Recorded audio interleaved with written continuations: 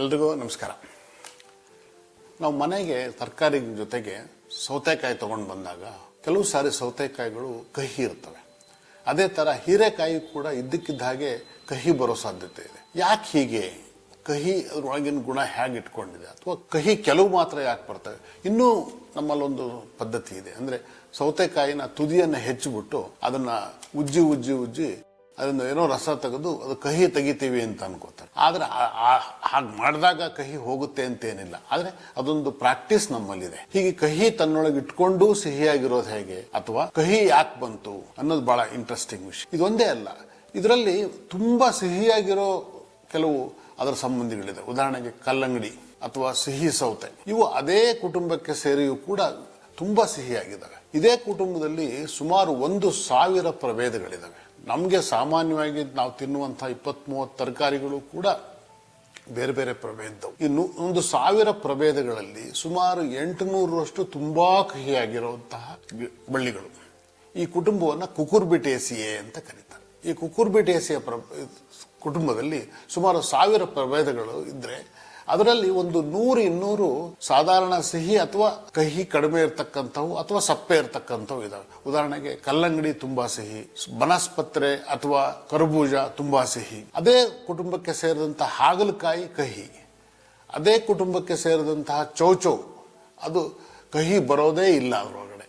ಆದರೆ ಸ್ವಲ್ಪನಾರು ಕಹಿ ಕೆಲವೊಂದು ಸಾರಿ ಬರುವಂತಹ ಹೀರೆಕಾಯಿ. ಇವುಗಳಿಗೆಲ್ಲದೂ ಒಂದು ಕಾಮನ್ ಫ್ಯಾಕ್ಟರ್ ಏನು ಅಂತಂದ್ರೆ, ಅದರ ಹೊರಮೈ ನಾವು ಗಮನಿಸಿದರೆ ಹೊರಮೈನಲ್ಲಿ ಒಂದು ಗೆರೆ ಇರುತ್ತೆ, ಇಲ್ಲ ಉಬ್ಬಿರುತ್ತೆ, ಅಥವಾ ಗೆರೆ ಇದ್ದಂತಹ ಅದರದ್ದೊಂದು ಗುರುತು ಉಳ್ಕೊಂಡಿರುತ್ತೆ. ಹುರುಪೆಗಳು ಇರುವಂತಹ ಹಾಗಲಕಾಯಿ ಇರ್ಬೋದು, ಅಥವಾ ಹಾವಿನ ಥರ ಇರ್ತಕ್ಕಂಥ ಪಡವಲಕಾಯಿ ಇರ್ಬೋದು, ಉದ್ದುದ್ದಕ್ಕೆ ಬೆಳೆಯುತ್ತೆ. ಇದೇ ಇನ್ನೂ ಒಂದು ವಿಶೇಷವಾದಂಥ ಒಂದು ಕುಂಬಳಕಾಯಿ ಅಂತಂದ್ರೆ ಬೂದುಗುಂಬಳಕಾಯಿ. ಅದರ ಮೇಲೆ ಒಂದು ಬೂದಿ ಥರದ ಒಂದು ವ್ಯಾಕ್ಸ್ ಕೋಟಿಂಗ್ ಇರುತ್ತೆ. ಹೀಗೆ ಇವು ಸುಮಾರು 20 ಪ್ರಭೇದಗಳನ್ನು ನಾವು ಬಹಳ ಸರಳವಾಗಿ, ಬಹಳ ಸ್ವಾಭಾವಿಕವಾಗಿ ತಿಂತೀವಿ. ಹೀರೆಕಾಯಿ, ಸೀಮೆ ಬದನೆಕಾಯಿ, ಹಾಗಲಕಾಯಿ, ತೊಂಡೆಕಾಯಿ, ಸೌತೆಕಾಯಿ, ಇವೆಲ್ಲ ನಾವು ಸಾಮಾನ್ಯವಾಗಿ ತಿಂತಕ್ಕಂತಹ ಈ ಬಳ್ಳಿಗಳು. ಇವೆಲ್ಲ ಕಹಿ ಯಾಕೆ ಇಟ್ಕೊಂಡಿದ್ದಾವಾಗ? ಕಹಿ ಇರೋದು ಹೇಗೆ? ಮೂಲದಲ್ಲಿ ಮತ್ತೆ ಇವನ್ನೇ ಯಾಕೆ ನಾವು ಆಹಾರವಾಗಿ ಸೇರಿಸ್ಕೊಂಡಿವಿ? ಉದಾಹರಣೆಗೆ ಕುಂಬಳಕಾಯಿ ಮತ್ತೆ ಸೋರೆಕಾಯಿಗಳು ಬಹಳ ದೊಡ್ಡ ದಪ್ಪ ಉದ್ದ ಇರ್ತಕ್ಕಂಥವು. ಸೋರೆಕಾಯಿಗಳಂತೂ ಬಹಳ ದೊಡ್ಡ ಸೋರೆಕಾಯಿಗಳೆಲ್ಲ ಸಿಗ್ತವೆ. ಮಾವಿನ ಹಣ್ಣಿಗೂ ಒಂದು ಸೋರೆಕಾಯಿಗೂ ವ್ಯತ್ಯಾಸ ಗಮನಿಸಿದ್ರೆ, ಅಥವಾ ಒಂದು ಪೇರ್ಲಕಾಯಿಗೂ ಸೋರೆಕಾಯಿಗೂ ವ್ಯತ್ಯಾಸ ಗಮನಿಸಿದ್ರೆ, ನಾವು ಹೊಟ್ಟೆ ತುಂಬ ತಿನ್ಬೇಕಾದ್ರೆ 10 ಪೇರ್ಲಕಾಯಿ ತಿನ್ಬೇಕು ಅಥವಾ 10 ಮಾವಿನ ಹಣ್ಣು ತಿನ್ಬೇಕು. ಒಂದೇ ಒಂದು ಸೋರೆಕಾಯಿ ತಗೊಂಡು ಅಥವಾ ಒಂದೇ ಒಂದು ಕುಂಬಳಕಾಯಿ ತಿನ್ನಕ್ಕೆ ಸಾಧ್ಯ ಆದರೆ ಹೊಟ್ಟೆ ತುಂಬಿಡುತ್ತೆ. ಹೀಗೆ ಅದರ ಒಂದು ಗಾತ್ರವನ್ನು ನೋಡಿ ಆಹಾರವಾಗಿ ಬಳಕೆಗೆ ಆರಂಭವಾಗಿದೆ. ಅಲ್ಲದೆ ಮತ್ತೆ ಇನ್ನು ಬೇರೆ ಬೇರೆ ಅದರ ಉಪಯೋಗಗಳನ್ನು ಕೂಡ ಮಾನವಕುಲ ಪಡ್ಕೊಂಡಿದೆ. ಹೀಗೆ ಹುಡುಕಾಟದಲ್ಲಿ ಸುಮಾರು 70-80 ಬಗೆಯ ಸಂಕುಲಗಳನ್ನು ನಾವು ತಿನ್ನೋದಕ್ಕೆ ಆರಂಭಿಸಿದ್ದೇವೆ. ಇನ್ನು ಉಳಿದಂಥವು ಸುಮಾರು 800-900 ಪ್ರಭೇದಗಳು ತುಂಬಾ ಕಹಿಯಾಗಿದ್ದಾವೆ.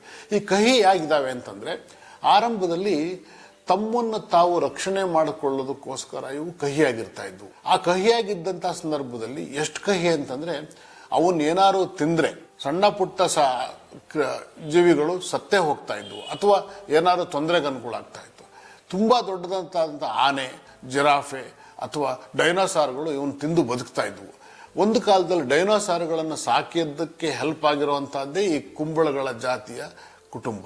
ಈ ಕುಕುರ್ಬಿಟೇಸಿಯ ಜಾತಿಯ ಬೇರೆ ಬೇರೆ ಥರದ ಅವುಗಳನ್ನ ನಾವು ಇವತ್ತು ಗಮನಿಸೋಕ್ಕೂ ಸಾಧ್ಯ ಇಲ್ಲ. ಅಂಥವೆಲ್ಲವನ್ನು ಬೀಜ ಅವನ್ನೆಲ್ಲವೂ ಕೂಡ ಈ ಡೈನೋಸಾರ್ಗಳ ಸಗಣಿಯಲ್ಲಿ ಇವು ಸಿಕ್ಕಿದಾವೆ. ಹಾಗಾಗಿ ಒಂದು ಕಾಲದಲ್ಲಿ ಇಂಥ ಒಂದು ದೈತ್ಯ ಗಾತ್ರದ ಜೀವಿಗಳನ್ನು ಸಾಕಿ ಸಲಹಿದ ಕೀರ್ತಿ ಈ ಕುಟುಂಬಕ್ಕಿದೆ. ಮತ್ತು ಇದರಲ್ಲಿ ಸಹಿಯಾದವು ಹೇಗೆ ಉಳ್ಕೊಂಡು ಅಂತಂದ್ರೆ, ಯಾವುದೋ ಒಂದು ಕಾಲದಲ್ಲಿ ಮಾನವ ತನಗೆ ತಿನ್ನಬಹುದಾದವಂತನ್ನು ಆಯ್ದುಕೊಂಡು ಸುಮಾರು 10-20ರಿಂದ ಹಿಡಿದು ಸುಮಾರು 80 ಪ್ರಭೇದಗಳನ್ನು ಆಯ್ದುಕೊಂಡು ಅವನ್ನು ಕಾಪಾಡಿಕೊಂಡು ಬಂದಿದ್ದಾರೆ. ಯಾರು ಕಾಪಾಡ್ಕೊಂಡು ಬಂದಿದ್ದಾರೆ?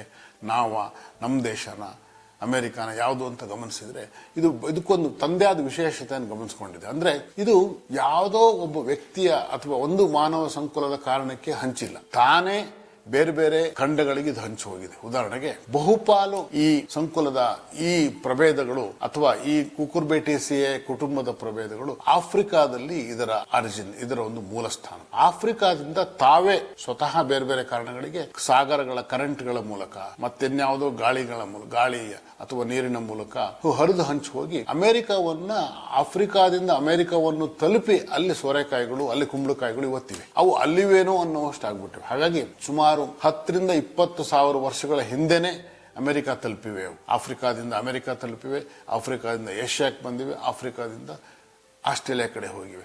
ಮತ್ತೆ ಹೋಗೋ ಹಾದಿನಲ್ಲಿ ಅವು ಸಂಕುಲಗಳು ಆಗಿ ಬೇರೆ ಬೇರೆ ತರದ ಪ್ರಭೇದಗಳಾಗಿ ವಿಕಾಸ ಹೊಂದಿದ್ದಾವೆ. ಹಾಗಾಗಿ ಹೀರೆಕಾಯಿ ಬಹುಶಃ ಇಂಡಿಯಾದ್ದಿರಬಹುದು ಅಂತಕ್ಕಂಥದ್ದು. ಹಾಗೆ ಕೆಲವೊಂದು ಸೌತೆಗಳು ಇಂಡಿಯಾದ್ದಿರಬಹುದು, ಕೆಲವೊಂದು ಸೌತೆಗಳು ಚೈನಾ ದೇಶದ ಮೂಲವನ್ನು ಹೊಂದಿವೆ.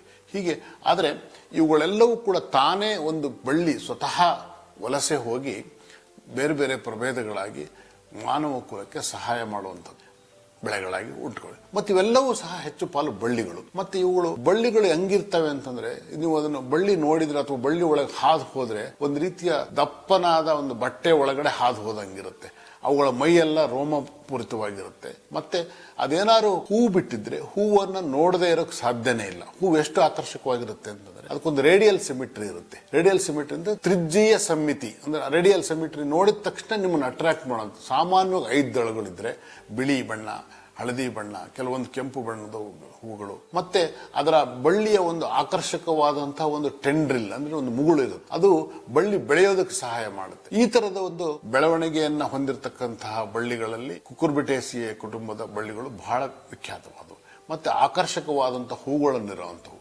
ಮತ್ತೆ ಕೀಟಗಳಿಂದ ತಮ್ಮನ್ನು ತಾವು ರಕ್ಷಿಸಿಕೊಳ್ಳೋದಕ್ಕೆ ಒಂದು ಕಹಿಯನ್ನು ತಮ್ಮೊಳಗೆ ಇಟ್ಕೊಂಡಿರ್ತಕ್ಕಂಥ. ಹಾಗಾಗಿ ಇಡೀ ಸಂಕುಲದಲ್ಲಿ, ಇಡೀ ಒಂದು ಕುಟುಂಬದಲ್ಲಿ ಸಾಕಷ್ಟು ಈ ಕಹಿ ಇರೋದ್ರಿಂದ ಆ ಕಹಿಯನ್ನು ಎಲ್ಲೋ ತನ್ನೊಳಗಿಟ್ಕೊಂಡು ಆಗಾಗ್ಗೆ ಅದು ಸೌತೆನಲ್ಲೋ ಮತ್ತೆ ಯಾವುದ್ರಲ್ಲೋ ಅದು ಕಹಿಯನ್ನು ಬೀರಬಹುದು. ಆದರೆ ಕಲ್ಲಂಗಡಿನಲ್ಲಿ ಮತ್ತೆ ಕರ್ಬೂಜದಲ್ಲಿ ಮಾತ್ರ ಸಂಪೂರ್ಣ ಸಿಹಿಯಾಗಿರ್ತಕ್ಕಂಥ ಹಣ್ಣುಗಳನ್ನೇ ಅದು ನಮಗೆ ಕೊಡ್ತಾ ಇದೆ. ದಪ್ಪ ಸೋರೆಕಾಯಿಗಳನ್ನು ಕೊಟ್ಟಿದೆ. ಸೋರೆಕಾಯಿದೇ ಒಂದು ವಿಶೇಷವಾದ ಕತೆ, ಕಲ್ಲಂಗಡಿದೇ ಒಂದು ವಿಶೇಷವಾದ ಕತೆ, ಹಾಗಲಕಾಯಿದೇ ಮತ್ತೊಂದು ಕತೆ. ಹೀಗೆ ಇಷ್ಟೊಂದು ಬಗೆಯ ಹೊರಮೈಯ ಬದಲಾವಣೆಗಳನ್ನು ಇಟ್ಕೊಂಡು, ಒಳಮೈಯ ರುಚಿಗಳನ್ನು ಇಟ್ಕೊಂಡು ತಿನ್ನುವುದಕ್ಕೂ ಮತ್ತೆ ಬೇರೆ ಬೇರೆ ಗಿಡ ಮರಗಳಿಗೆ, ಬೇರೆ ಬೇರೆ ಜೀವಿಗಳಿಗೆ ಸಹಾಯ ಆಗೋದಕ್ಕೂ ಕೂಡ ತನ್ನೊಳಗೆ ಒಂದು ಆಹಾರ ಮತ್ತು ಬೇರೆ ಒಂದು ಜೈವಿಕ ಸಂಕುಲವನ್ನು ಸಾಕ್ತಕ್ಕಂತಹ ಇಕಲಾಜಿಕಲ್ ಹೆಲ್ಪ್ ಅನ್ನು ಇಟ್ಕೊಂಡು ಈ ಕುಟುಂಬ ಮಾನವ ಕುಲಕ್ಕೆ ಹಾಗೂ ಇಡೀ ಜೀವ ಜಗತ್ತಿಗೆ ಸಹಾಯಕವಾಗಿದೆ. ನಮಸ್ಕಾರ.